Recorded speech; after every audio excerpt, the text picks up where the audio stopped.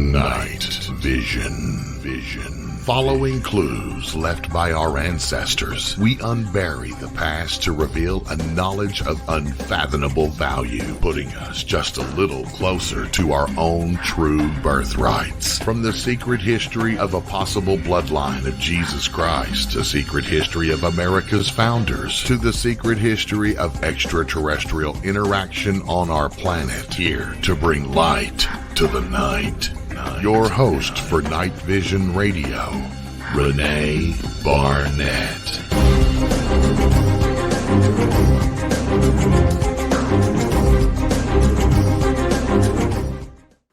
Hey everybody, welcome to Night Vision, this very special edition coming straight to you from southern France. I am down here with my research partner and our wonderful historian, James Martin. But we're going to take James just a little bit out of his comfort zone, although not quite. We're going to get a little bit out of the academic world and more into the world of high strangeness. And we're going to look at local lore, legends, and reports from this area of visitations, of UFOs, of other strange occurrences, weird places, and things like that have sort of caught our eye through the years. And, you know, we've collected our own little stories as well as looked into some others. But first, I guess we ought to say hello to James, since he was kind enough to join us this morning at this crazy hour here in France. It's 4 a.m. for us here. Hey, James.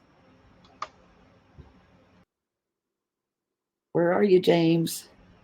There you are. I'm just here. There you are. Good morning, everyone.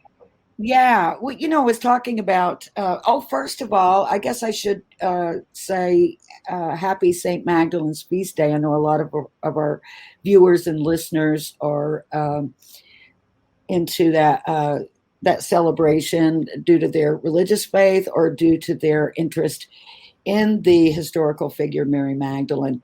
So like to say happy Magdalene Feast Day to everyone. And, you know, we were talking a little bit about, I was going to take you a little bit out of your comfort area, although it's kind of not true, because you have had a lot of experience with the paranormal. You've appeared on UK television. Was that UK's Most Haunted or just Most Haunted? UK's Most Haunted. So, yeah. And it's been fun. I mean, I do have to confess, though, one of the my interests in, or the thing that got me into the paranormal was, as someone who's studied history, you always get to go behind, you know, where the rope is. It says, you know, you can't go past this point. Well, if you're there at night, often you can do, and you can see quite a lot of things that you normally wouldn't be able to. So you had ulterior motives. Well, I will call you on that a little bit, because if you don't have a big interest in the paranormal, then how did we perform the Estes method with your equipment the other night? Well, I've been a member of a paranormal research group, the Worsley Paranormal Group, for quite some time. So I've got lots of equipment and very much open to investigating various bits and pieces relating to the paranormal. And certainly, if you're going to historical sites, you are most certainly going to come across a few stories. That's right. Now, Worsley Paranormal Group, is that Erica Gregory's group? It's Erica Gregory's group, yes. Set up, it must be nearly 20 years ago, something like this. And we've investigated many different places. Erica's been in national press with some of the things that she's found and something that the group's found in the UK. So, I like to say. From my perspective, she's most known, and you may it may be different for you in the UK, but she's most known for the work that she's done in with the Moors murders, Yeah. the Myra Hindley and Brady murders of all those little children back in the 70s. Wasn't it the 70s when that all occurred? 60s, 70s, yeah. And the Moors murders, she wrote a book, The Secret Key to the Moors murders. And the Moors murders had a massive effect on people growing up across the northwest of England. You know, don't go out at night, don't speak to strangers. I mean, it was pretty gruesome what happened there. But Erica's been using paranormal investigation to locate body evidence relating to the murders. And I have to say, I was initially very skeptical about the methods that she was using. But when she started to uncover things, and you know, the police has been involved, you know, the press, the newspapers, the press, yeah. And you know, I don't want to talk about the person who, or the child that she was looking for, just out of respect for the family who are very much still with us, and this is a very painful thing to talk about. But certainly, she has found spades using clues from books, from James Joyce, looking at some Roman history in the northwest of England. Absolutely incredible what she's found. Mythology, you know, kind of philosophical and religious practices, and all kinds of really interesting twists on that brutal, horrible set of crimes, but also, you know, kind of fascinating in a really morbid way. If you're just looking at the personalities of the killers. But anyway, that's not in France. But I know you had some experience with Erica in investigating haunted places, and how she's most known for those Moors murders. But we're going to talk a little bit about the strange things that happen here in the area where you and I are sitting. One of those places being Rennes-les-Bains, France. And I think, you know, people either love Rennes-les-Bains or they hate it. And excuse me. But Rennes-les-Bains is kind of most known for its healing waters, the Roman baths that are still operational there, as well as, you know, the hot springs in the river there. I guess that's the River Salles. Mm-hmm. And people claim to have miraculous cures there. I think I've mentioned on this show before that one of our tour members, on the very first tour that Gloria Amendola and I brought over right after Bloodline, she had been here before. This lady that was on our tour, I don't want to give her name because I didn't speak with her about it, but she had been here, been in the water, and she credited Rennes-les-Bains for saving her life because she had breast cancer. It went into remission at the time that she went into the water, or when she got back and was checked.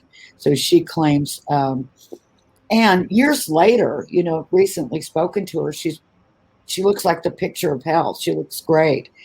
And also, there was a hotel where a lot of us used to stay when we were filming Bloodline part of the time, and also doing our research. And then when we came down on tours, called Maison Christina, and it was owned by a wonderful lady named Christina at the time, and who we became friends with over the years.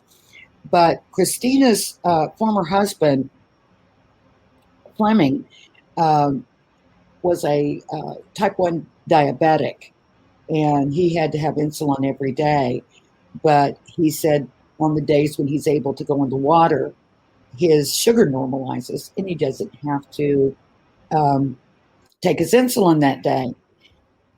Also, I think largely, I want to say people go to that particular spring for, sort of rheumatic problems and arthritis, back problems, muscular pain, that sort of thing. But can you tell us a little bit about the history of Rennes-les-Bains and why people came there through the centuries? Yeah, sure. I mean, firstly, just to say to those who are watching this, my characteristic big mug is with me.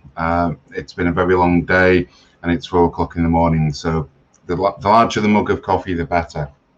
But yeah, Rennes-les-Bains has been occupied for many thousands of years. In fact, it's a Gallo-Roman site. By that I mean it was occupied before the Romans got here. And there's, as you've already said, there's some evidence of the Romans bathing in the area. I mean, I was reading something before, I can't verify it, but it's alleged that Augustus, or Octavianus, who was the first Roman emperor, may have visited Rennes-les-Bains for using the baths for healing and for wellness. So, yeah, the baths are there. The Roman part of the town is still very much visible, as are when the Romans colonized this area. You can still see a lot of the Roman foundations to some buildings. There's perhaps a temple at Rennes-les-Bains, just as there is or was at Allet-les-Bains, and you can still see some, as I say, some of the stones and all of this.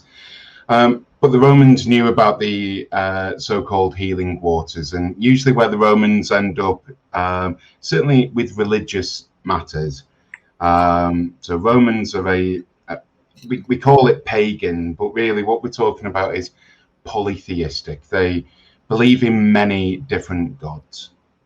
And when the Romans turn up with their gods, which they stole from the Greeks essentially, and then added a few bits and pieces, for example, they would often find a local god and then add it to Jupiter, Optimus Maximus. And on Hadrian's Wall, of which I'm very well versed, and certainly known in Cumbria, they adopted a local god into Jupiter, Optimus Maximus, and the local god was the god of the weather. And if you've ever been to northern England, you'll know that it's usually pretty cold. So it's almost like, please give us some warmer weather. And that happened, in this area too. But they would often build on previous religious or spiritual sites. And that's what they did at Rennes-les-Bains. Yes, and one of the things that I've heard about that, and in fact have spoken to people who said that they've seen this. I think the first mention that I could find about this was in a book called Voyage à Rennes-les-Bains, which was, I believe, published in the 1880s, I think. And they talked about that there is a light in Rennes-les-Bains that's never extinguished, that you can see this light. And I've talked to people who I know and are honest people who believe they've seen this light. And interestingly, another little interesting story about Rennes-les-Bains was there's a sort of monument if you're entering the town, from one direction and going around the curve, you see this monument there. And some of the locals nicknamed it the Tomb of the Grand Roman and speculated that the Grand Roman was Jesus. And excuse me, I think I've got a bit of allergies today. But anyhow, this tomb, several years ago, Renleban flooded, as it does every now and then. And, the river overflowed, and that tomb washed out, and the contents just washed out into the road. The mayor at the time immediately closed the streets, and he hired truck drivers, lorry drivers from, I believe, Carcassonne or somewhere out of town. Did not hire any locals. They scooped all the contents of the tomb up and took it away somewhere, and no one ever found out what it is. And of course, that made people speculate even more about what that might be. But what is interesting is we were here on one of our tours, and it was, I believe, maybe even the second tour that we did. So it's been quite some time ago. And I used to help produce, and I was the announcer for a woman who was a psychic, or is a psychic, and she had a radio show on called Dancing with Ghosts. Her name was Rebecca Faring. And Rebecca found out we were coming to France, and she decided, I want to go. But she didn't know anything about the history of this area, didn't know anything about the mystery or any of the stories. And we were driving into Renleban. We had a carpool. Katy Perry was playing on the music, on the tape. And it's when we rounded that curve going into Renleban, Rebecca just shot up straight in her seat, sat straight up and said, "Oh, Jesus is buried here somewhere."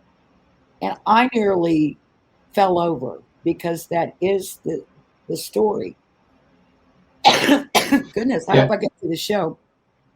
It is, and I've heard this story said before. That there was this, the flood, and then the artifacts came out.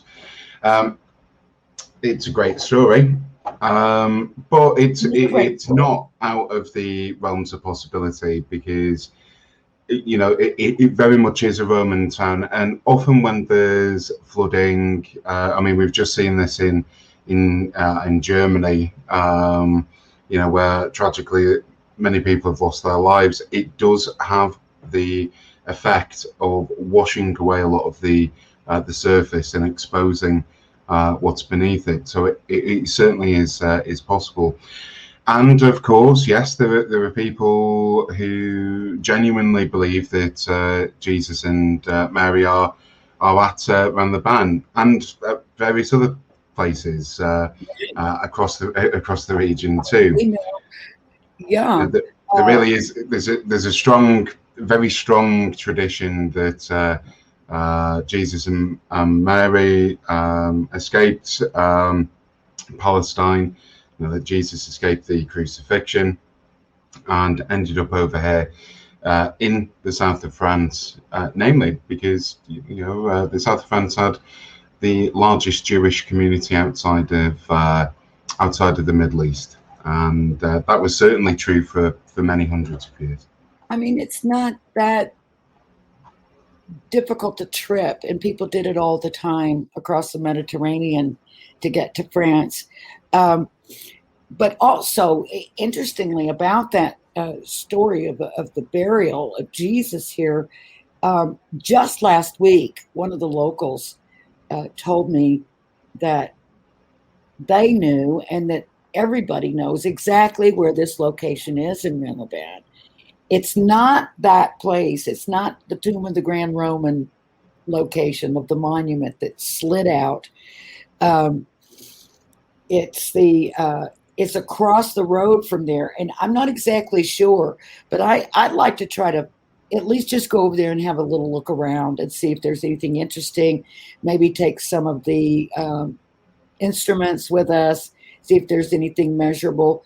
Although, I wouldn't be surprised if there was, and it could be something else, but it would be interesting. Yes, that's how you spell it, Kathy. Renleban, Rennes. Lesbans, Rennes-les-Bains. So that is Rennes-les-Bains for you. Now, I want to And I, get s- a little bit. Oh, I, sorry.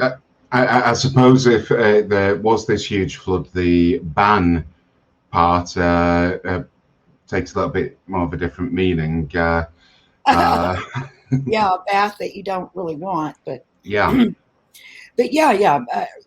Royalty used to come to that area. Aristocratic people, um, nobles, and people would come, and it was known as a spa town. And actually, it still is. And there was a a great old hospital there where people would come for these cures, uh, which has been rejuvenated now into a big spa. And they actually have the water from the river.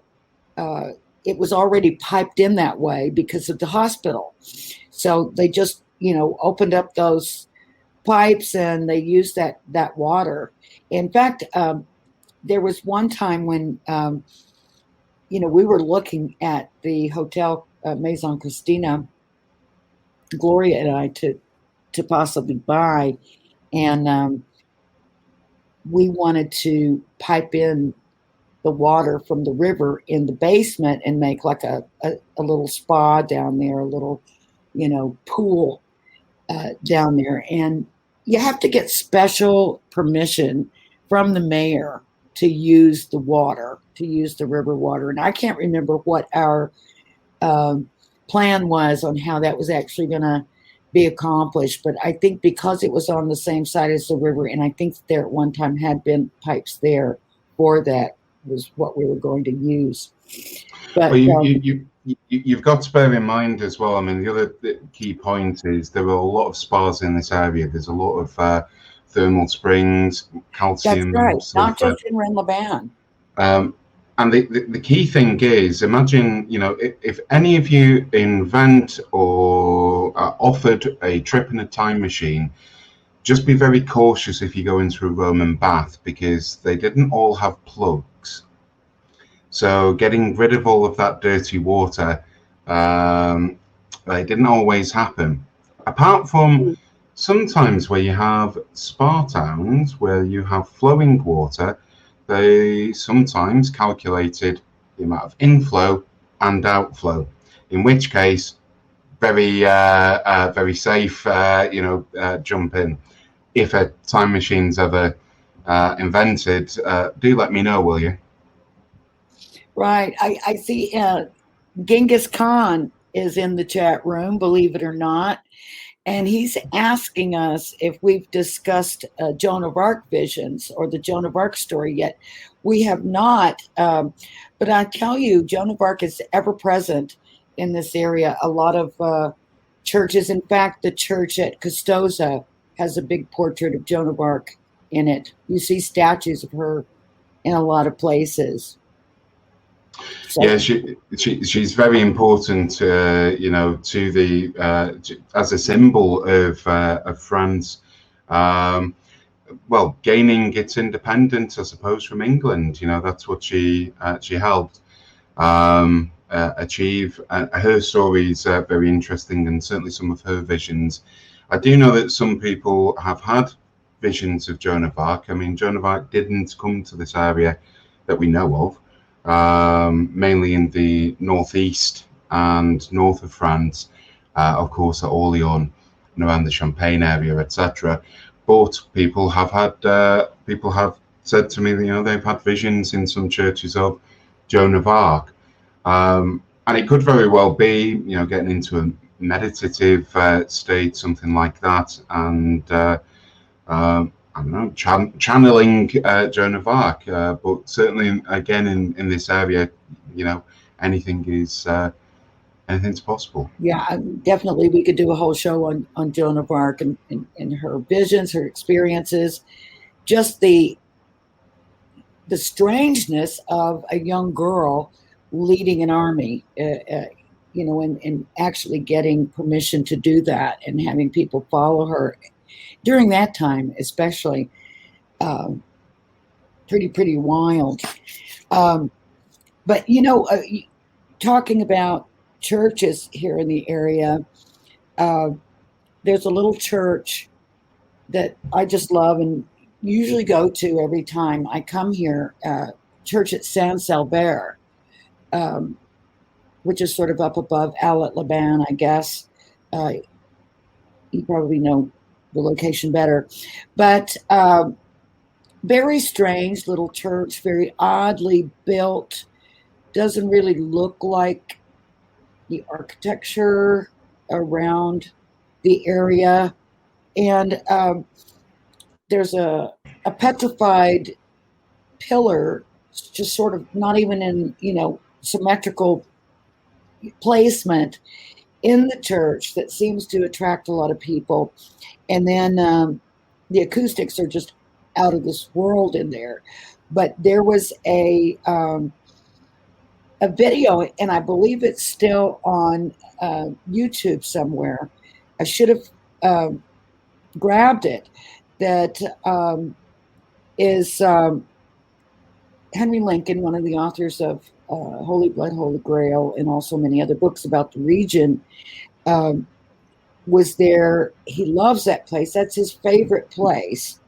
And Rat Scabies, who you may or may not know, is a punk musician, and I guess maybe the leader of the group called the Damned, and who still get down every now and then.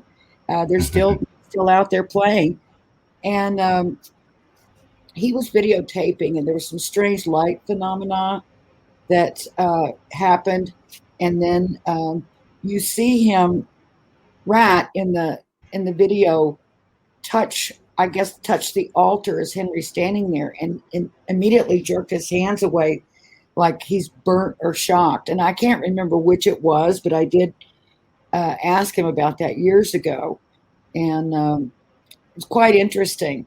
So if you look, might be easy to find Rat Scabies and San Salvaire video and the light phenomena in that church, and also what the look on his face is, worth a million.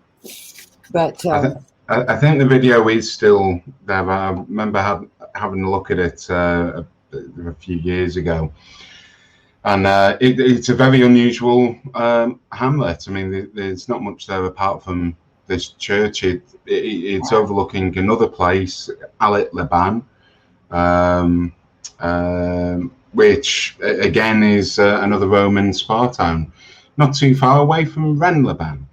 And Alet gets its name from Electensis, or Pagus Electensis, perhaps, which means something like the spiritual seat. And there is a temple to Diana, or at least it's speculated, below the ruins of the current cathedral, which was destroyed during the French Wars of Religion. But yeah, the hamlet, the church of San Salvaire, it's unusual because not just you've got the pillar, but you've also got some Neolithic sites just nearby. You've got some standing stones at top of the hill there. So, yes. So again, that one standing stone that I don't know if you've seen this one. I would imagine you have. It's not easily found, but if you know where to look, you can find it. But you walk around the little road that curves around to the left as you leave the church, and it's it's in the trees in the woods, and you have to sort of scramble up to it. But if you stand right behind it and see what the line of sight is, interestingly, it points right at Rennes-le-Château. That's what you see if you look straight from that standing stone, which is kind of crazy. I don't know what that means, but it certainly does. I think that must be Bill saying we need coffee. We've got our coffee, Bill. Our wonderful producer's always looking out for us. Thank you very much. It's time for me to fill my cup again. But yes, it is 4 in the morning or 4:30 now, and we've sort of been up all night. Last week, at least, we slept for a little while. But there's another place that. Well, there's the whole Rennes-le-Chateau story. I mean, there's all kinds of weird things. Now, I mentioned the devil in the church that's, holding the baptismal font, I guess, that where you go in and take the holy water. And it's kind of amazing that it's this devil, creature, this demon in the church. We were talking about this before, so yeah. Just for everyone, I've been looking at this area for quite a while, as has Renee, and something new came up for me, which was an Islamic document that was allegedly found within the house of the priest Sonia. And can I just back up and tell how that came to light? There's an author that lived in Rennes-le-Chateau. His name is Graham Simmons, and he wrote a book called Jesus After the Crucifixion. Graham has passed away, but he's actually buried in the cemetery at Rennes-le-Chateau, which is a small cemetery, but he was a resident of the village and well loved there. But Graham's partner, Ingrid, had told us, after Graham had passed, that he had discovered a small book in a crack. I believe it was in the staircase at what is known as Villa Battagna, which I guess is the sort of parsonage where the priest lived. I don't think it was really called that at the time, but that's what it's known as today. And the story went that they got the booklet, and they had no idea what it said because it was in some kind of Arabic writing. And so they sent it to a friend of theirs who was an Arabic scholar. And there you see, if you're watching us on YouTube, on KGRA's YouTube page or their Facebook page, you can see what I'm talking about. This is just a sample of some pages. Well, apparently the guy told them that he lost the booklet. But what it was a book of spells to summon the king of all demons. That's what he said. And fortunately, Ingrid and Graham had taken photographs of each of the pages. And they would rarely, and even Ingrid, after Graham passed, would rarely let anybody see them. But of course, Gloria and I were, relentless, and we knew Ingrid, and they owned a little line of apartments there. Ingrid lived in one, and we would rent one of them when we would come over and stay in Rennes-le-Chateau. And one day we talked her into bringing out, the documents, the photographs of the book, and we were just blown away. We were dying to know, what it was. We wanted to take it and get it translated. She wouldn't do it because she said she did not want to unleash anything evil, Anyway, unfortunately, Ingrid was taken advantage of by an interloper into the village, and he sort of strung her along and moved into one of her apartments and sort of just took a lot of advantage of her. And honestly, I believe he had a detrimental effect on her health. I'm not the only one.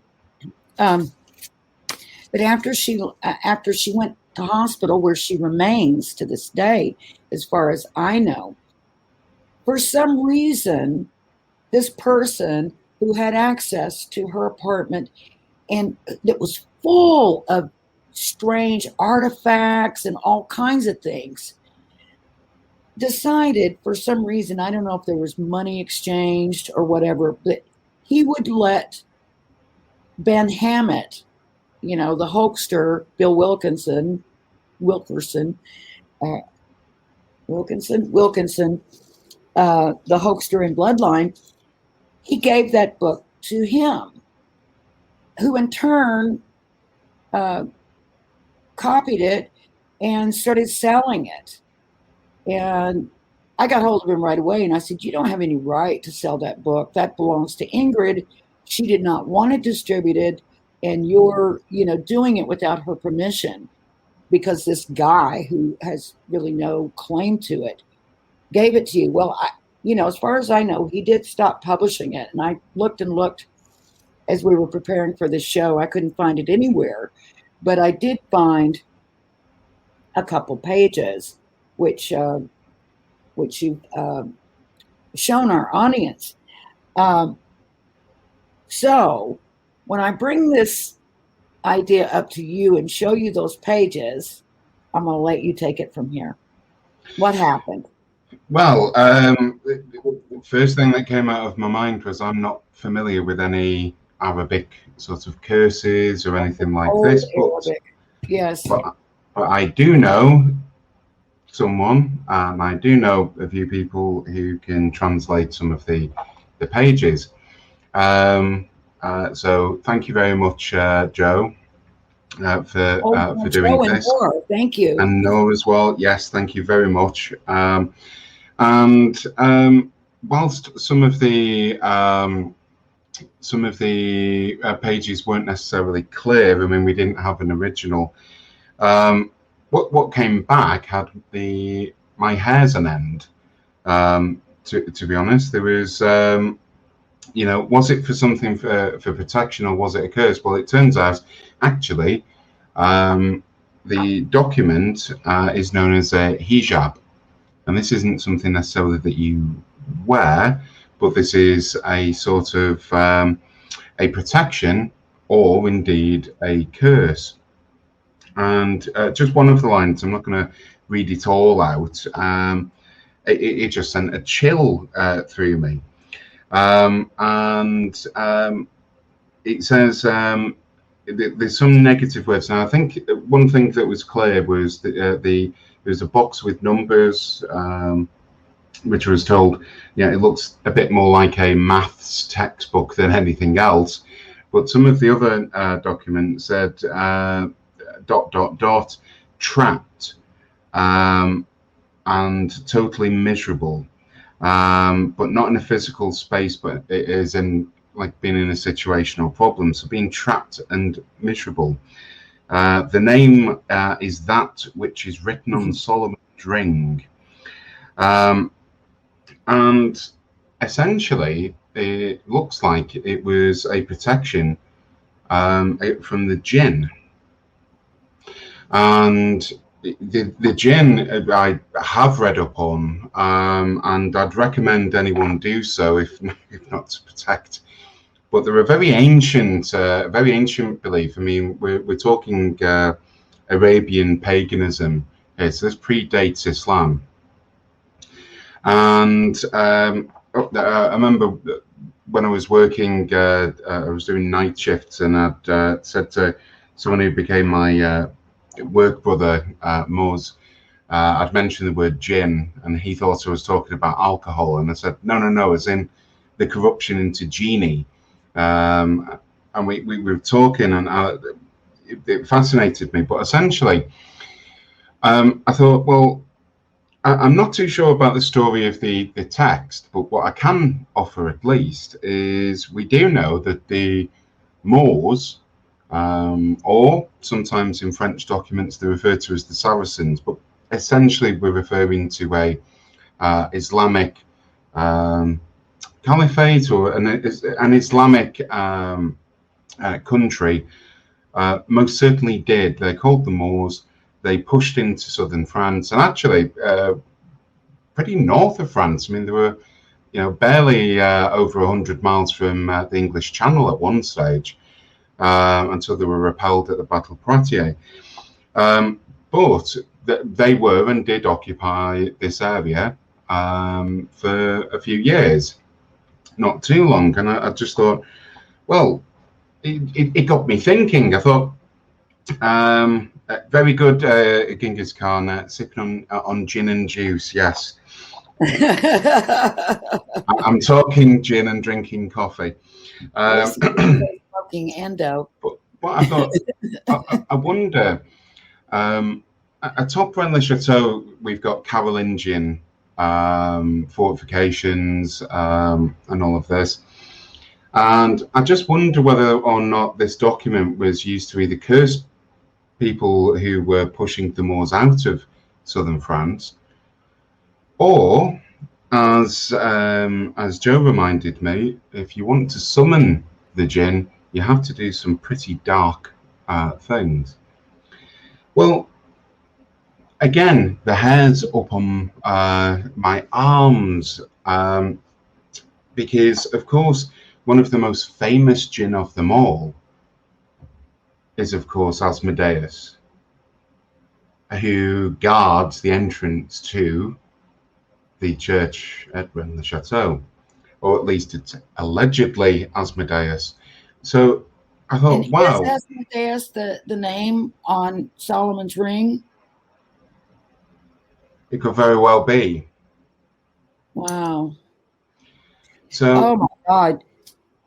That's so I thought, really crazy. The other thing, but there's been rumors and legends about, a demon being trapped up there. So I'm sorry, I didn't mean to interrupt you, but it's just like triggering all kinds of things. The other thing that was of note, because if I'm being honest, I set the stall really pretty clearly. I said I'm very skeptical about this document. It's when things go missing. But it was just the line in the report that just said, this really is. It was very difficult for Nor to read because it was such old Arabic. It was in such an old text that it was very difficult. But yeah, certainly it's quote black magic and voodoo with a religious twist. And just bear in mind, the followers of Islam certainly are not supposed to communicate with the jinn. Yet this document is doing just that. So what on earth? I mean, if it was found up at Rennes-le-Chateau and the story is there, I just wonder whether it's there to protect or to curse. But yeah, again, you hear these stories of, well, there was a demon trapped within the floors of Rennes-le-Chateau and all of that. Is it a jinn? In which case, it's somewhat ironic because the jinn don't like iron, and one belief was that to trap a jinn, you would just need an iron pin and stab, just within its skin, obviously not kill it. And it would be so terrified, you would essentially trap it. And of course, atop Rennes-le-Chateau, under the ground, you've got a very heavy, very high level of iron. So it could be trapped up there. Yeah. If indeed it's a jinn. I was noticing the red dirt as we drove up the hill the other day to Rennes-le-Chateau. Now, is there anything that you are familiar with? Because honestly, I can't remember if it's something that I just suspected or whether I actually heard this. I feel like I really heard this. That certainly there's been the stories that a demon was trapped and, people have talked about unleashing the demon or, making sure it's kept in. And that in ancient history and of the jinns, is there anything about keeping them in water, keeping them encased in water? There is. I mean, they really are a fascinating bit of folklore. So the idea is, if you subscribe to this, so I'm not wishing to offend any followers of any particular religion, but the belief is that the jinn were made about 1,000 or two before humans, and I think in the Quran, the wording might not be exact, but it's along the lines of we can't see them with our sensory organs, a bit like the angels. I think is roughly the quote from the Quran. And the notion is that there are good and bad jinn, and that they can help or hinder you. And I think that's the origin of perhaps where the wishes come from. Now, being trapped in pure water and all of this, you get a lot of that with folklore. So there's a lot of pagan folklore out there where you have the association with water either being trapped or enabling, and what have you. But I mean, I'm sorry to sort of come back around to the being trapped in water. Yes, is the answer. But the other side of the jinn, which I do find very interesting, and certainly working alongside a lot of Muslim friends, etc. Firstly, they don't like talking about it. When they do, they often associate it with some phenomena that we perhaps are a bit more familiar with in the West, things like shadow man, hat man, and the same kind of reaction to, we don't talk about shadow or hat man because it will appear. It's the same reaction that you have with some followers of Islam. For example, I mean, another case in point here is in Egypt. It's still firmly believed that what we would call sleep paralysis in Egypt, just for an example, people believe that that is in fact a jinn. This is a type of jinn that is coming to, torment you, and that possession is about a weakness of spirit, and that weakness enables possession from the jinn. So there's a very rich folklore, and again we see this idea of jinn-like characters across most societies and most histories. Right, absolutely. Well, the reason I asked that question about the water was, there's a story about Rennes-le-Chateau just not long, I think, after Sonia died. It certainly at some point after he died, while his housekeeper / confidant / consort, Marie Denarnaud, was still there. He left everything to her. And there was a point when the village caught fire, and there's a water source right next to the church underneath this small building, which they termed as Sonnier's office, even though it's sort of open. That's what he called it. And in fact, there's an actual water faucet there, but Marie refused to let the town fire department or whoever the locals were that were helping fight the fire use the water. And so that was always, like, well, why would she do that? What's that all about? And then when I started thinking about Asmodeus, if there was a jinn being trapped in the water, she wouldn't want to use it because it might set the demon free. Well, I can go a step further with that story. It was actually, Sonia was very much alive. He was, yes, in the fire, and he refused. And the reason that I know this, I remember visiting the Moo and having a look in some archives. He was fined for refusing to allow the fire services or the locals, the villagers, from using the water. Not only that, he was caught. I mean, I think his name is Prosper Estio. He was the teacher up at Van the Chateau. Sonio actually stole the water from the school. He stole the water from Now, school. outwardly, it's because he had a bit of a feud with the teacher. But if we're entertaining the idea of topping up your trapped gin water, perhaps that's what he was up to. I don't know. Do not know. It's another mystery, but really interesting. Yeah, the idea of gins are very, someone it might have been Genghis in the chat room was talking about, he thought genies were all nice, and you get to rub a lamp and they give you 3 wishes, and now he's got a whole different idea about jinns and genies. But I want to get very much into the strange mountain, the mysterious mountain of Bugarash here in the area, and the many things that happened there, including strange occurrences, but also people who, there it is. I actually took that picture a few years ago from atop Tor Magdala in Rennes-le-Château across, and I thought, but every single time, I should have put up more pictures because I've taken a couple since I've been here this time.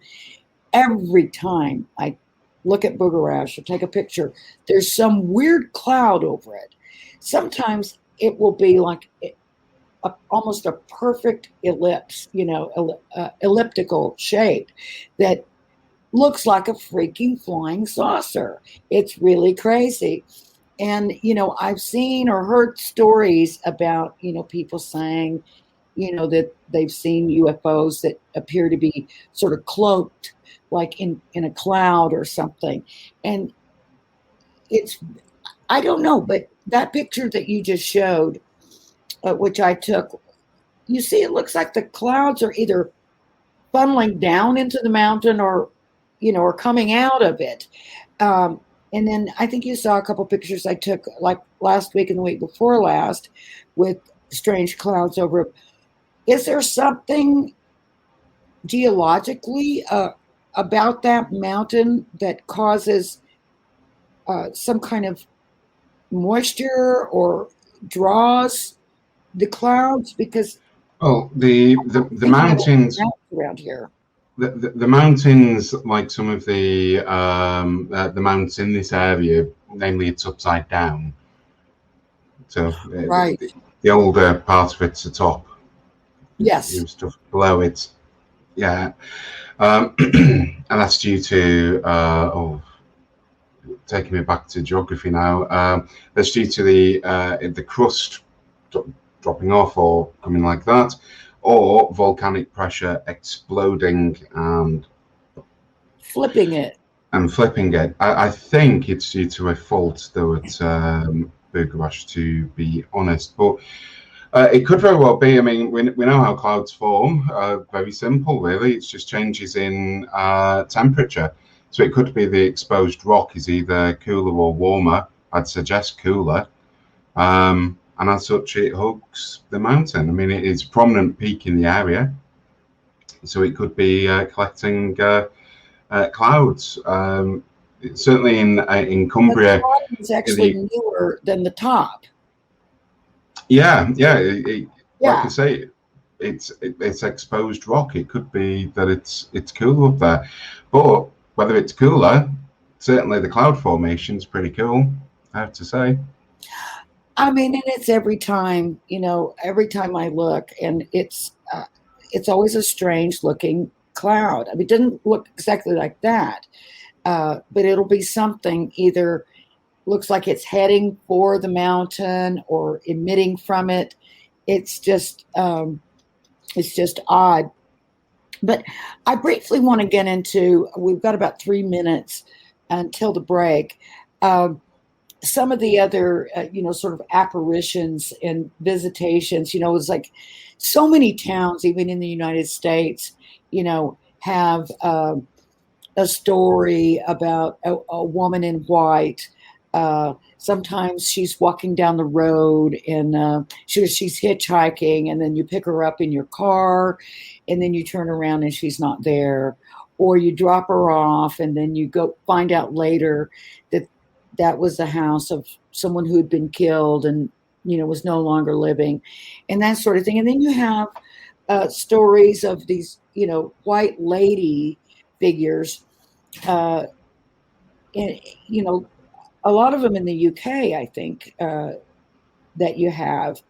And then, then there's also, the gray lady or the gray man stories. But around here, there are stories about, a white lady or white ladies.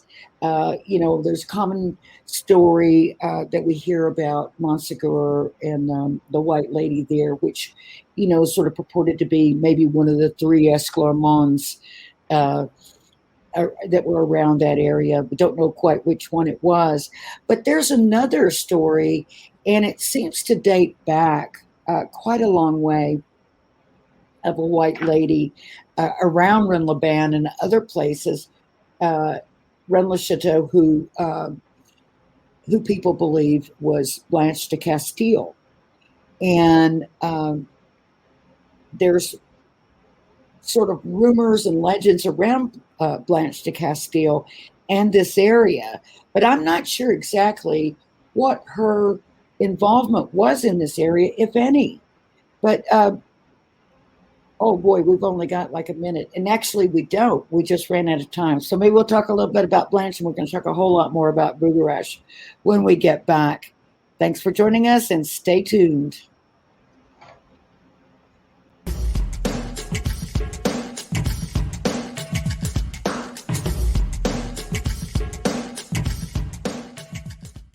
Hey members, the new KGRA DB app is now available on iOS and Android devices. Gain on-demand access to any KGRA DB programming. Download any show directly to your mobile device to listen or watch on the go. Go to the App Store and search KGRA DB.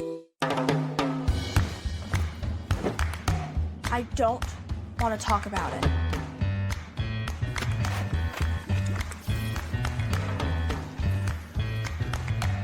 I don't want to talk about it.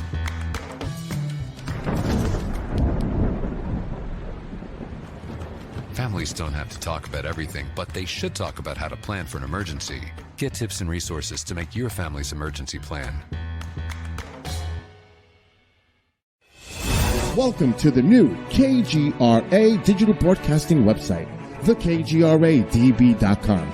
Here you'll find great new content, including the KGRA Classics, great shows from our archives.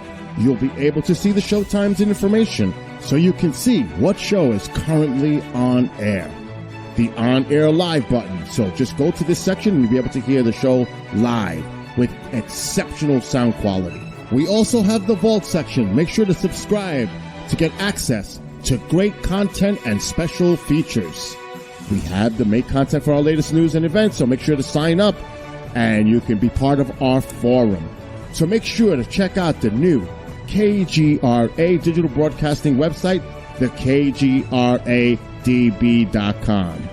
We look forward to seeing you there, and we hope that you enjoy the new website.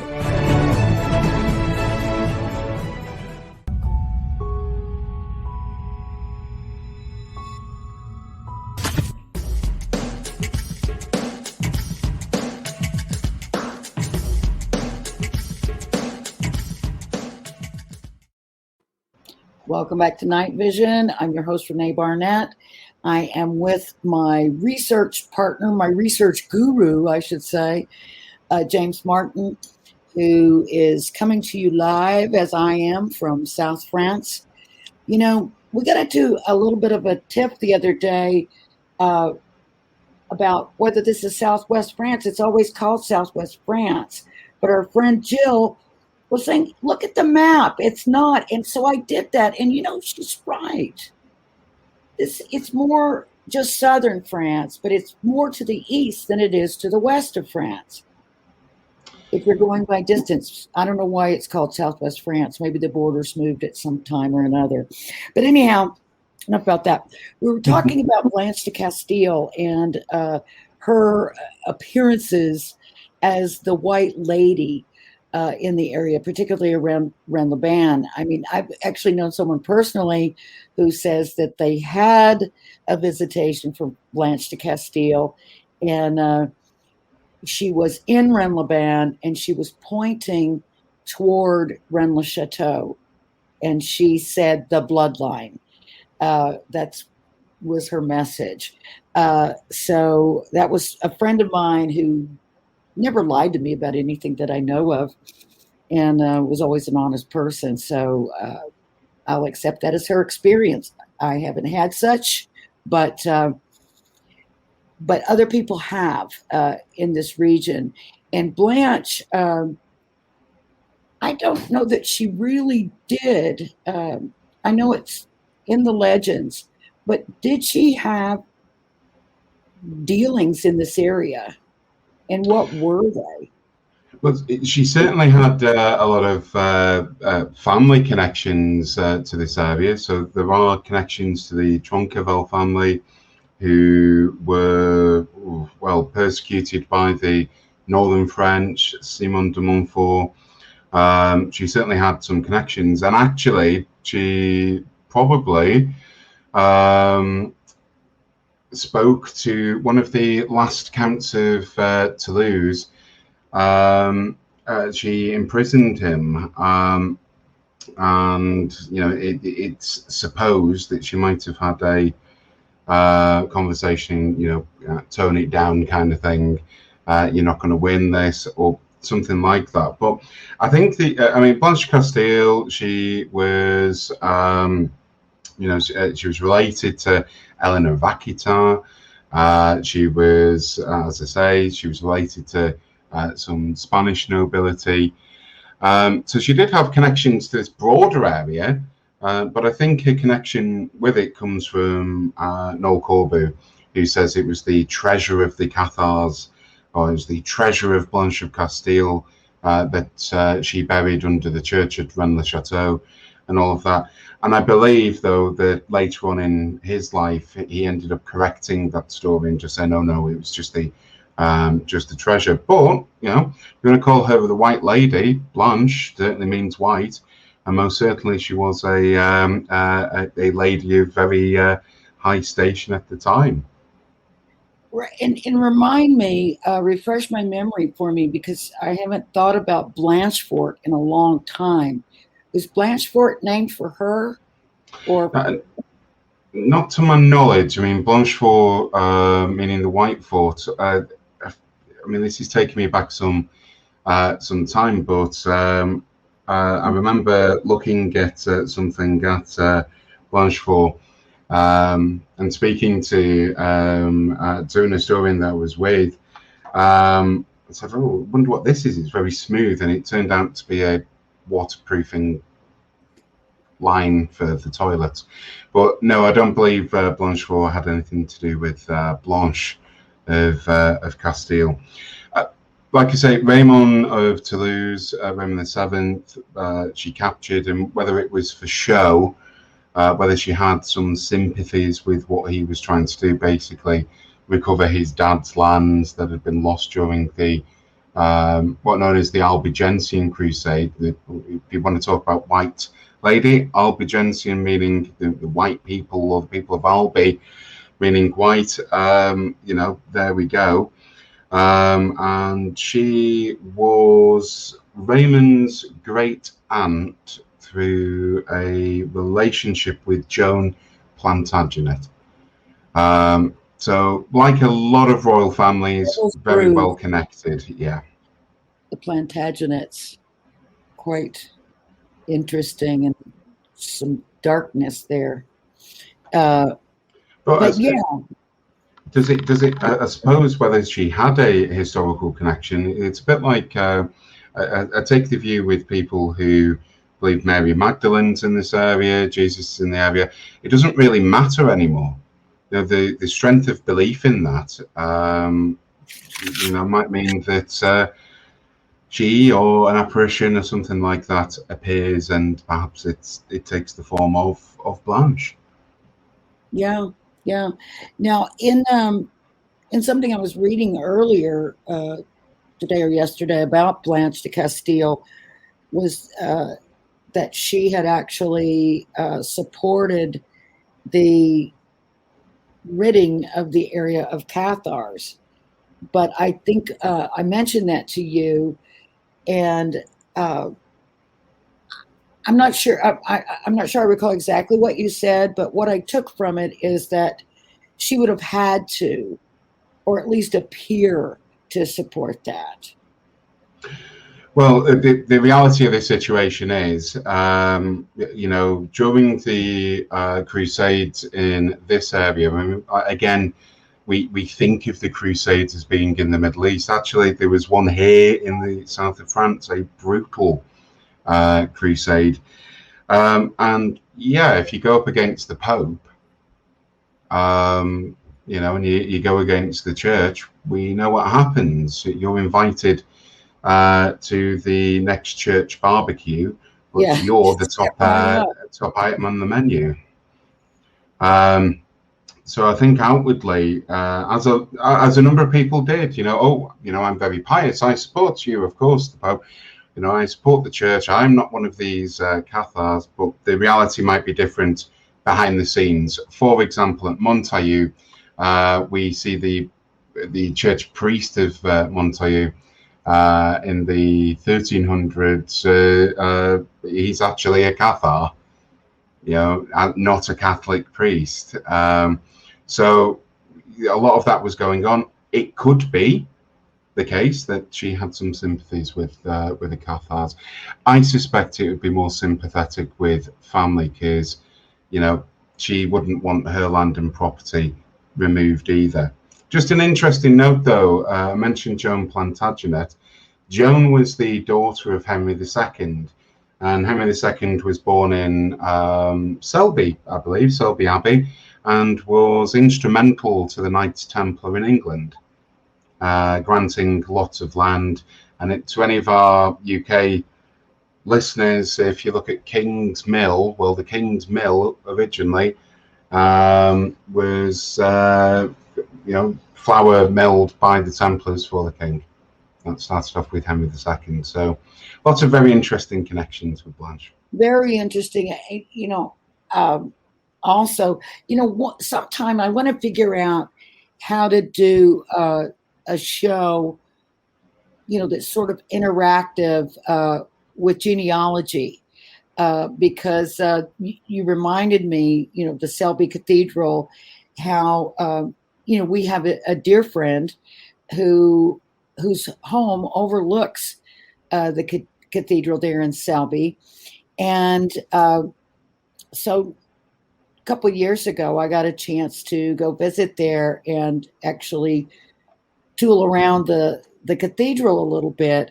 And one of the things that was surprising to me was that there was an American flag inside the Selby Cathedral. And there's a window, which, is sort of an adaptation of the early American flag design, which I think is the family seal or something of the Washington family. So it's in honor of the Washington family, who had something to do with the establishment or the funding of Selby Cathedral, not the establishment, because that was a long, long time ago.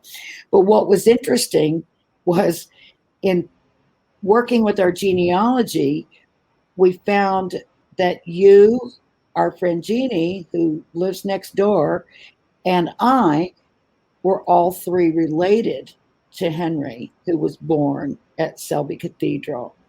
And it's so funny how you can, go back in time and find these cross connections with your friends and other people. Sometimes it's people that, you've been drawn to, and you just kind of are really close friends for some reason, and you don't really know why. And then oddly, you find out, hey, I'm related to that person in some way. And it sort of makes you wonder, is there really something to ancestral memory? Is there really something to cellular memory? because otherwise, how do these people, find each other? And it's not that every single person is related. I mean, the further back in time you go, of course, the fewer people there were. So the more likely of people's interrelatedness occurs. But I don't know how we'll do it, but I would love to maybe get some people, some of our listeners, to drop us a few names and dates of relatives somehow, and or if we could get someone live, and work on their genealogy, because it's so fascinating, and I think people would be astounded at how quickly you can pull something up on someone. I certainly can't do it that fast, but it just amazes me. It's like, oh, my grandfather's name was this, that, and the other. And you go, oh, yes, well, he's descended from, I'm going like, it's crazy. But I love the whole idea, because I believe that, once you start looking at your own family history, it puts all of history in sort of a different context. And if, when you start beginning to relate, and to your actual relations back in those days, you kind of, it sparks your interest a lot more in what was going on, how life was for them at that time. And it doesn't always have to be, a king or a queen, or, I certainly thought, oh, there's not going to be anybody in my family tree, that's of any note. And there did turn out to be some people that were quite recognizable through history. But my very favorite relative turned out to be someone I'd never heard of before, who was actually exiled from England for being a sorcerer and a necromancer. And I won't say the other thing he was charged with, because it wasn't really right. So, but it's things like that make you look. And then you found an actual document detailing his horrible crimes, and you read it to me, in that English voice, and with a lot of drama. It was so fun and interesting, and I'd love for people to have those kinds of experiences. It's like most people wouldn't want to find an outlaw, in their past, but to me that was very, very interesting. No, it's good fun. You talk about it. It's I was thinking, we're all the human family, aren't we? More that unites us than divides us, for sure. But when you, I often find this with when you go back. So step one, when you if you ever study history, is you've got to get the basics of genealogy. But two, what people do is they tend to really own what's found. There's a real connection. Oh, I'm really interested in this. And I know we did a show last year where one of the prizes was doing a genealogy of someone, and there were certain names that came up, and all the rest of it. But, put yourself back in, we were talking earlier about Bugarash and, ran the ban with this light that never goes out. Just put yourself back in a period before electricity and before the light bulb. It is dark. Yes. So any light or anything that's not explained, well, where's it coming from? And if you were back in time, you would notice things in a very different way to the things that we ignore. Because look, here I am talking to you, Renee, on a fully lit screen, with power of the sun really at my hand. Certainly, back in history, that wouldn't be the case. And for ordinary folk, John the Muck Shoveler, as I frequently refer, it would have been a very dark place. So imagine going into a church and seeing stained glass window. I mean, this would have been absolutely incredible. Or seeing a light atop the mountain. What is it? What's causing it? Noctilucent clouds, for example. We understand the phenomena today just about, but you're looking up and it's nighttime and there's the sky lit. What's going on? And perhaps some of these lights and some of the grey ladies, the white ladies, all the rest of it, It could be very real phenomena. They could be paranormal. There could be, other such things that perhaps we wouldn't notice. For example, why do most of our ghost investigations take place at night? Is it so that we can see them better, or? I don't know. It seems to me like every ghost hunter I know, which I know a lot of them, having worked with the dark zone as you have, we everyone feels like late at night is the best time. Like 3 a.m. is the witching hour, and I'm not sure if that's because everything is dark and everything is quiet, or if there's something else that goes on. Aren't our senses much more attuned at nighttime? You hear things differently, don't you? It's dark, so you can hear, cats, predominantly in my house, and the dog, and then you listen differently, and Oops, Jake. You see things differently, and no. Yeah, you froze for just a second there. But yes, very, very, very, very interesting. Before the break, we were talking a bit about the upside down mountain of Mount Bugarash, and how it's sort of been the focal point for a lot of people.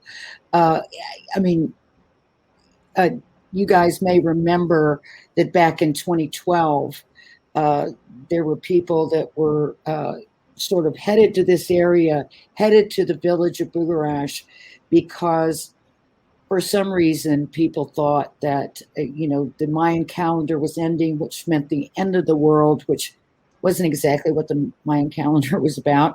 But nevertheless, people expected the end of the world, and they expected to come to this region, and particularly Bugarash, for refuge from the apocalypse, because it was supposed to be one of the very few places, if not the only place on Earth, that would be spared in this coming apocalypse. So, of course, that didn't happen.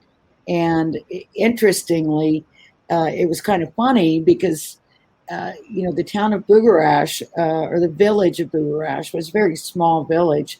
Were just, they had the military down, the gendarmerie, the police. They had,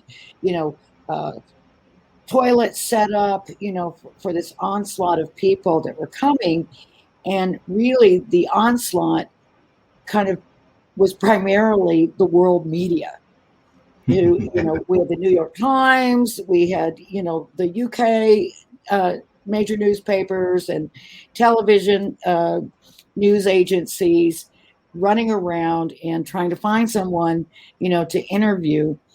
And of course, the people in the village just thought it was all, silly for this idea that, people were flocking to their region. And it didn't turn out to be quite as big.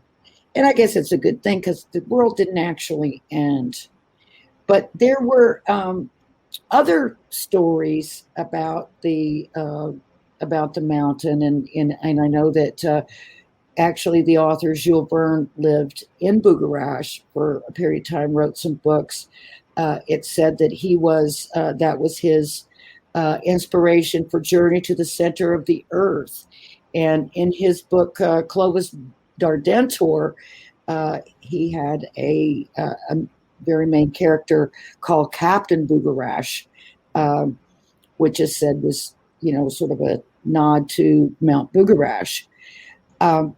It's also said that Steven Spielberg was inspired by Mount Bugarash to go on and then create Close Encounters of the Third Kind. So I'm assuming that he sort of latched onto the idea that there were UFOs seen coming and going from that area. But there was a Swiss researcher in this area before all those people called Daniel Beddix. And he believed that there was a world inside Bugarash that was full of treasure, He believed, that was where the temple treasure was, the Visigothic treasure, the treasure of the Temple of Jerusalem, was located in Bucharest, and that there were these different entrances. And then when Jules Verne came along writing these books, he believed that he was in on it or that he at least knew about it, because he was basically, some of what Jules Verne was writing in his so-called fictional works matched up with what Daniel Beddix was looking for. And he spent years up there and marking places and looking for, these entrances or an entrance into this world inside of Bucharest. And he had, people that were working with him. Theodot Rocher, who has a museum in, is it Sarah? Arc. Yes. It's Arc. And his assistant, Lucien, was actually assisting Daniel Beddix. And he told Lucien, we're almost there. He says, in about 4 or 5 days, I'm going to come back and I'm going to have the evidence, and you are going to be fabulously wealthy. Well, he didn't make it back. He died. So we don't know. And I know there are others who were following, trying to follow what he was doing, including a gentleman that was in our film, the one with the parchments at his home, a man by the name of Gerard Tome. And a little interesting note, when we asked Nick Haywood, the purported representative of the Priory of Zion, when we were interviewing him for the film, and I don't think this part made it in the film. It may have, but it might have been in the extra footage. We asked him, who is Gerard Tome? And he just smiled, that mysterious, knowing smile, and said, well, for now, let's just say he's Gerard Tome. Oh, thanks a lot. What does that mean? But he implied that there was something, that Gerard Tome knew or had access to. And I know he was following some of these markers that Daniel Beddix left. And I'd love to know more about, if he ever found anything, what evidence is it of that. But yeah, with the whole UFO thing, a lot of people come down to this area to watch for UFOs.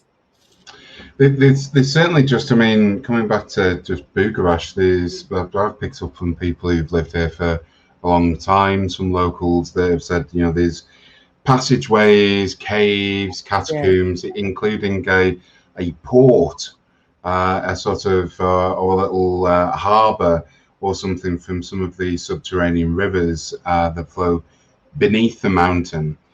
Now, I've never been able to prove or disprove any of that. I don't tend to go down deep into mountains too often, but it has attracted a lot of the other sort of myths. You've got the everything ranging from fairies. I was told years ago of a story of someone seeing fairies at the the foot of a garden somewhere. I think up at Nebias, where there's a naturally forming labyrinth. It's called the labyrinth there. There's traditions of fairies. It's certainly a very unusual place. I've done some investigations there with some equipment that isn't meant to go off near stone, but it did, and I've got video footage of that. But certainly Bucharest, it attracts lots of things, and I think we've also got video, haven't we, Renee, of an alleged UFO at Bucharest? Yeah. Can you play that for us? Yeah, here it is. That'd be great. And that was it. Yeah, there's some other videos and photographs that have been taken and made of, UFOs. They certainly aren't unidentified. I don't know what they were, but it seems to be. I mean, a lot of people swear by it. It was interesting, as I said, that the Priory of Zion rep, Gino Sondri's wife, who's a very well-known artist, had a painting that I saw in a shop in Rimlaban that was of the mountain, Bugarash, with, you could see people standing. You were looking at the people from the back, and they were looking up at Bugarash, and there were UFOs on top. And I just thought that was interesting, that that connection with the Prairie of Zion and UFOs, which I'd never heard. But it's a very, very interesting place. And, as I said, that, back in the 70s, the French government did a huge study on UFOs. And then later on, just a few years ago, Dr. Stephen Greer, who many of the viewers and listeners will know of, he was the head of the Disclosure Project and the head of the organization called CSETI, where, if you recall, CSETI was trying to communicate and sort of vector in UFOs. So they would go out in fields, and and as the time went on, their experiments became a little more sophisticated, and somehow the French Ministry of Defense teamed up with Dr. Greer just a few years ago and did this experiment here in the area, which was supposed to have been quite successful, even to the point of, as they said, they were actually had, I guess, summoned the French ministry actually summoned a UFO, and then they actually saw an alien materializing in front of them. And I thought I had that alien picture, but I guess I do not. Sorry about that. We'll have to post that later on our websites for people. But it was like a glowing figure, like a light being figure that Dr. Greer says actually materialized in the presence of the representatives of the French government, which is pretty interesting. And I think it's pretty interesting that the French government did a big UFO study and, published about it back in the 70s, and even published that certainly there were craft machines, they call them, that were far beyond what we had on Earth. That there was nothing. Oh, there we go. There's the alien that appeared before the French government. Pretty interesting looking image, a glowing yellow light. But it's clearly in the shape of like a humanoid, and that's what they saw apparently. But Bugarash is also called the Mountain of God. So, and a lot of people claim that it has it's a very high spiritual place. So we've got the strangeness and also the spirituality. But there is a place here that is generally viewed as very dark. And I hate to say that, but it's true. It's the town of Opal Perilos. And interestingly, the postal code, for you U.S. listeners, their zip code is 66600, which is just crazy. But it's always been that. I mean, ever since postal codes came into use, it was assigned that. But there is a church there in Perilos, which is quite unusual. And there's something going on in there that we were trying to suss out when we made a trip up there not too long ago. Right now, the village is closed, I believe, if I'm not mistaken, James. But there were some strange activities going on. We could not get in. We tried every possible way to gain entry, to get the key to the church, and we just couldn't do it. We just couldn't get in. But James had some equipment with him, as he usually does, and decided, because of the way the door felt, I think, especially to Jeannie, who was along with us, that he would see what was going on with the meter. But can you explain that? Because I'm not even sure what it was quite that you were measuring there.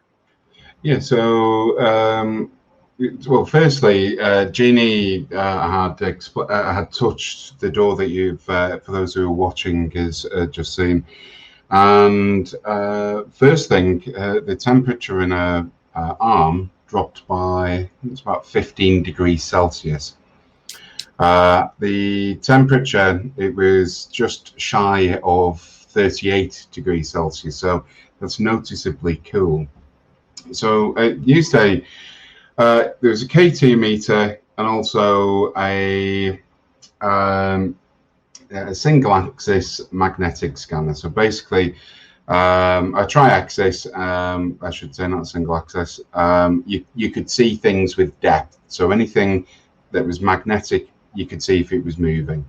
And firstly, just behind the door, something was swinging from left to right. And I thought, well, it could be a wire, something like that. I'm not too sure what would cause temperature to drop in someone like that, but there we go. But then whatever it was that was swinging stopped, and then it looked like it backed up. So if you imagine, I can see, you know, where this reading is basically moving further away. How do you go about explaining that? I mean, a draft with a wire, because what I didn't expect then was it was almost like something ran up to the door. I was expecting it to rattle, but that door was solid shut. And yeah, basically the readings that were coming off in Teslas, I think you could have powered a computer with it. It was off the charts. In fact, I didn't know that the meter that I had a safety warning that said this is dangerous for humans, and I was like, what's that beeping? I remember saying to you, what's that beep? Is that your phone or is it something like that? No, it was this meter saying, remove yourself from this area. But yeah, it's a very unusual place. There's 4 churches in the immediate area. This is a barren, rocky land. The churches face north-south. There was a perimeter which is shut. Military have allegedly done testing there alongside the Israeli military.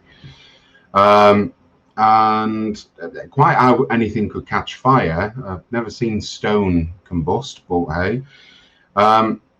The official story is, well, people go up with barbecues, and I should explain that the village of Perilous, or Perilous, which is where it may get its name, or it might be due to the growing of pears. I'll let you be the decider on that. But anyway, this village was abandoned during the Nazi occupation of France. It is alleged that Sonia used to go there, our priest, albeit trying to find any evidence of that. I really can't. But yeah, what was unusual about it, the first time we attempted to go up, we were met by road barriers everywhere. The second time, if you remember, we'd parked right off this old track. I mean, again, the village has been abandoned for some time. And we'd gone up and we'd sat down, we'd got some, picnic and all of the rest of it. And then a mayor's truck from a village called Opu Parios. It's about 8 kilometers away, something like that. Had come up and just parked right in front of us in this abandoned village. And then we noticed that there were 2 or 3 people with tents in the back garden of an abandoned house. Were there. There were 2 guys that were gendarmes that were up there too. Remember the Were they gendarmes? Well, I just thought they were general folk, but no, there was that. And then it was the fact that another van that must have passed my car then started beeping as if to say you're blocking the way. Right. Identical vehicle, plenty of space. I mean, you could have driven 3 buses through. And we were chased off. And the first time that I attempted to go up, I had a cyclist. He went past the barrier. We were saying, wait, no, you can't go past. And he cycled up onto a ledge and was just watching us and basically followed us down.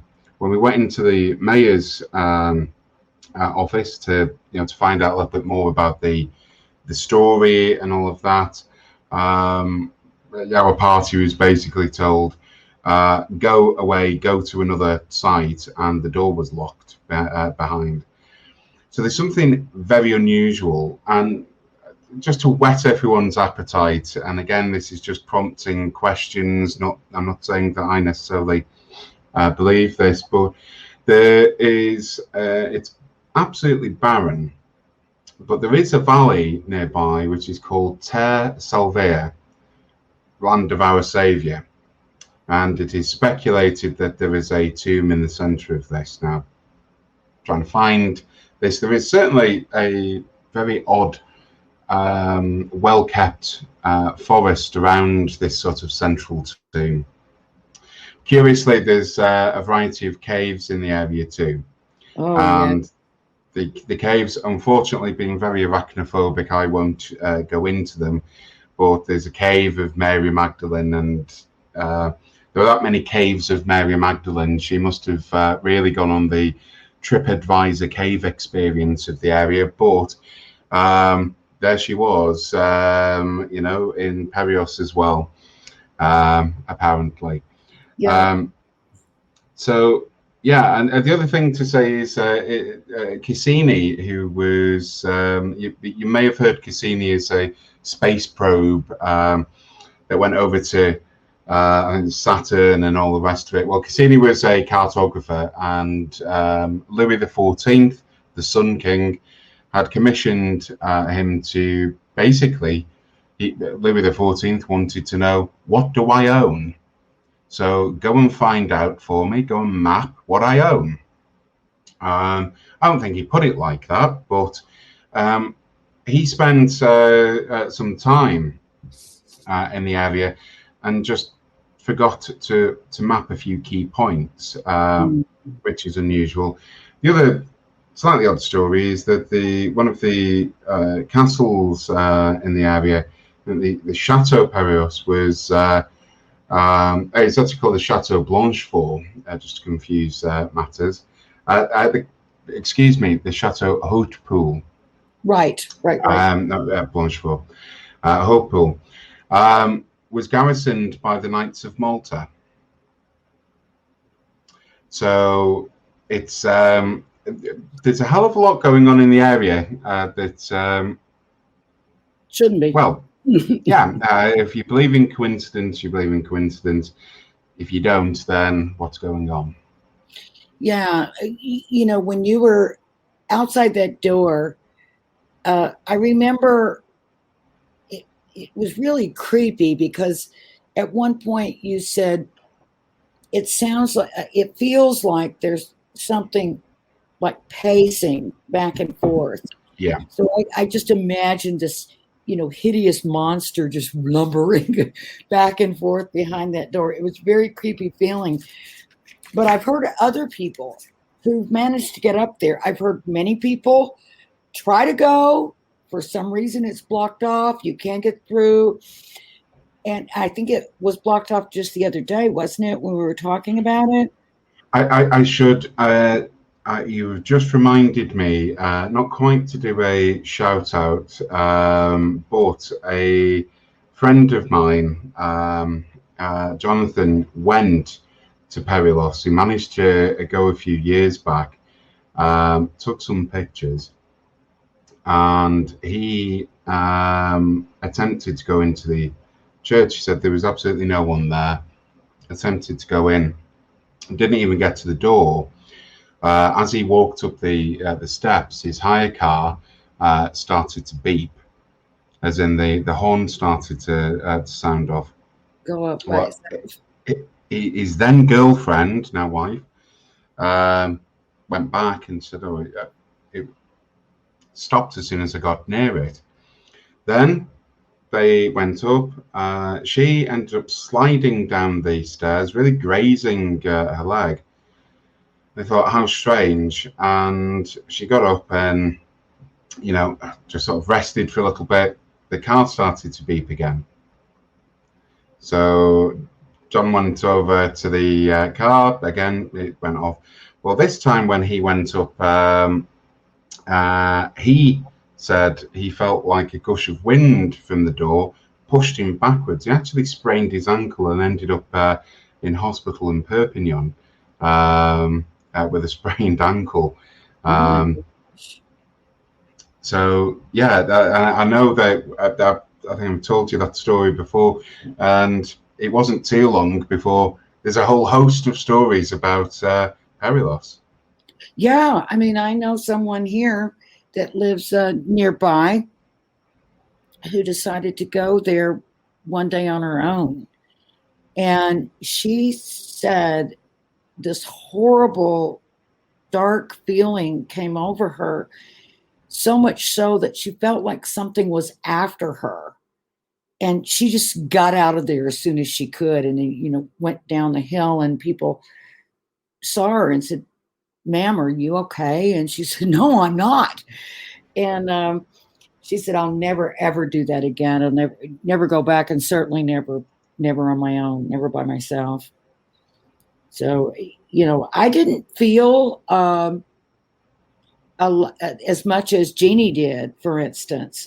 I think she not only got the cold arm, but, sort of sensed some things about that place. But I am fascinated by it. I always tend to go for, okay, well, what's the Occam's razor? What is the most sensible approach to it? But I have to say, if I were just going with my own feelings near that door, yeah, it really did feel as if something was pacing and trying to get out. Yes. It was strange. Now, whether it was to get at you or something. Really, really strange. Now, whether it was because I'm influenced by equipment or whatever, well, that's up for debate. But it was really unusual, and what even more unusual was the First Lord of Perilos. The last thing I expected to see on the side of the church was an Irish flag, and it turned out the Lord of Perilos had gone on a pilgrimage to a loch in Northern Ireland, where there was an island within the loch, which had a loch within the island and an island in the middle. And I cannot pronounce it, so I'm not going to, but there's a cave in there, and apparently that's the entrance to purgatory, according to this legend. And the Lord of Perilos, not that he was a lord, went in to try and rescue his lord and Pope and all of this, and from purgatory, and then had a vision. I'm not in purgatory, but when you get back, you'll be the Lord of Perilos. And so that's apparently what happened. So very unusual place for sure. And of course, down the road from Torteval, where you've got Neolithic man and a body from that period found in Torteval. So a very, very unusual area. It really is. And it's like, it seems like, the locals are in, which are very few that live up there. It seems like they definitely know something, or, hiding something about that place. It's Oh, just very. you asked for the key to the church, and the mayor's office said, "Oh no, those two people have got it." She went over. They said, "No, the mayor's got it." And then they said, "If you want to come into the church, you'll have to attend mass on Monday." On Monday. That's really weird. Why would they have mass on Monday? I don't wonder. know. Very strange. I have to say that that day was very strange, and certainly the four churches for such a barren area was very odd as well. Now, isn't there something about the surface there of the?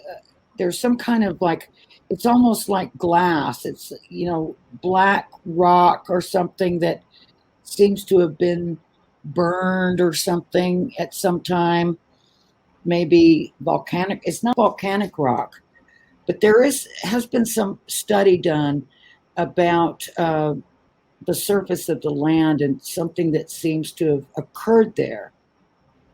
Now, I wonder if it could have been something like, here we go with Occam's razor again, something like with some kind of bomb testing or something like that, or if it was more ancient than that and had something to do with some sort of volcanic activity or something. Well, it could be. I'm not too sure, as no one really is, what the exact route Hannibal took into Rome, but we do know that when he was clearing some of the Alpine, I mean, these are the Alps, northern Italy, not where we are, but he did cross the Pyrenees. Whether when he was in the Alps, he used vinegar and basically burned away rock. It could be something like that. The churches being north-south oriented usually indicate something that predated the church, perhaps a Roman temple. Well, there's certainly a lot of sort of pagan sites that have been built over, that's for sure, particularly, by planting a church. But that's the other thing you mentioned about the fact that there are 4 churches there. I mean, if people could see this place and see how small it is, why would there be 4 churches there? I mean, to what my mind jumps to is that, they need all the spiritual help they can get because there's something bad there. So, but why would that be? Most villages have 1 church, if that. Well, it's like in the town of Limoux, where you've got 23 now at count, religious orders in that town, which moved from atop a hill down. Really, well, I hate to say it, but God knows. Certainly 4 churches for a place that hasn't been populated. Even back as we understand, way back when, it could just very well be that there were some, pre-Christian sites of worship that the church decided, well, the best way to convert people is we'll build a church on top of where you're coming to worship or you're coming to do whatever, and there you've got to come into a church. It could very well be that. But getting there is... Were purportedly to literally stamp out paganism by slamming, a church on top of a pagan site. But I think more probable is that they were utilizing the sites because the pagan sites were placed in those locations for particular reasons. Maybe the energetic content, the moving water underneath. It's not as if anyone could dance about it either, because you get killed for that here. Yeah, exactly. What I mean by that is, I came across a quote from 1640, that was entitled "The Works of the Evil One," and nothing to do with Perilos. It was actually a list of reasons why, since 585 AD, I think it was one of the councils of Narbonne and of Arles, dancing was banned in public, and swaying on a Sunday. The scandal of public dances, and all of this. So it really, really strange, strange thing. And then I found in Alet Laban, again a very old place, a Gallo-Roman settlement, a Celtic one. The bishop there, someone called Nicolas Pavillon, or Nicolas Pavillon, had reissued more bans to stop the degradation of culture. I mean, he was a real pain, and I'm sure you can finish off the sentence I'd like to say there. But I found that, it wasn't just this no dancing on a Sunday. It's not just the no dancing, absolutely no swaying or singing in any church, or any swaying in public. The banning of wearing masks in public. So, the anti-maskers were alive and well in Alet. And I found this very interesting thing. So this was he says, the penalties and other reparations that shall be imposed on these lost sheep will be in 4 stages: public penances, fines in money, having to stand outside the church apologizing to everyone else, and then excommunication, of which he excommunicates 80 people at Rouvenac on the feast day of Saint Louis. Oddly enough, the grandmother of or the mother of Saint Louis was our friend Blanche de Castile. Blanche de Castile, yeah. Rennes-le-Château didn't escape this further. Someone called Guillaume Pradel at Rennes-le-Château was accused of playing an oboe, and the quote, this quote is just and airs, so playing an oboe, and airs which excite impurity, and to do dishonest dances. I mean, now, wasn't there something about wearing masks? Was it you couldn't wear any mask that's hit your face or anything like this. And it basically seems to be, now people complain about wearing a mask, but at one time you couldn't. You absolutely couldn't. And it seems that you sort of read through and you think 585, 1551, 1609, 1713, 1729, 1763, to name just a few dates where dancing, swaying, singing, and all the rest of it is banned in public. And you think, why? Is there some sort of pagan ritual still going on, or is it really about this moral decline that if you dance, someone's dress will ride up, which was quoted in 1729 by Monsignor de Choiseul in Albay, who says people, when they dance, they lift their skirts. Yeah, something like heavy dance or something, But I somehow can't see people at that time, sort of doing the jitterbug and having their skirts flying up. I really, I really can't. But at that time, a woman exposing even her ankle was verboten, not good. But it doesn't. For me, what all of this does is it says that you've got quite a relaxed society, that they're having to continually reissue the banning of dancing. And who knows, they could still be, I don't know, a kafar ritual. I certainly attended something that was very interesting before. Another quote, sorry for everyone: lascivious dances which offend modesty and Christian honesty. It almost sounds like you're trying to get rid of some, for me, some pagan rituals. But do we really associate dancing with loose morals anymore? I don't think so.